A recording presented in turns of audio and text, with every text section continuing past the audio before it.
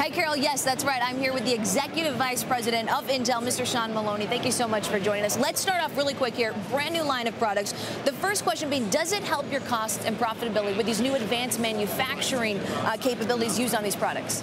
Absolutely, Cris. Today we introduced our biggest ever new range of microprocessors, and they're all on these new 32-nanometer factories. These are the ones that we built during the downturn when the days looked really gloomy. We popped $7 billion into factories in the United States because we were getting ready for the recovery. So what this gives us, it gives us much better products for consumers, all the people here, and better costs. And how much do you expect that to actually bring your costs into rein? Like, how much do you expect that to really rein it in? You know, it's probably too early to say. The movements are going to be in the positive direction for us, and it'll be a question really of how fast the products ramp. And right now, the reaction here has been extremely positive. And how fast do you think those products will actually ramp? You know, what we've done is we've introduced the new technology on the new factories, and we've introduced it top to bottom for the first time. So rather than just at the very high end, it's pretty much coming up the whole line. So we're expecting a pretty fast ramp.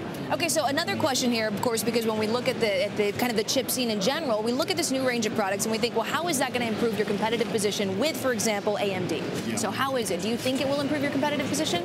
I think so. I mean, what we've been focusing on here is tremendous new capabilities. We've got this amazing feature called Turbo. So for the first time, your microprocessor can dynamically adjust to how hard you want to use it.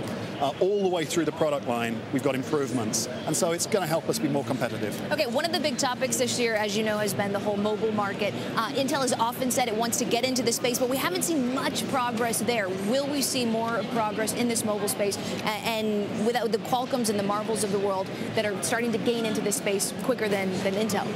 You know, you're seeing at this show, and in the course of 2010, you'll see the first fruits of our labor in this space.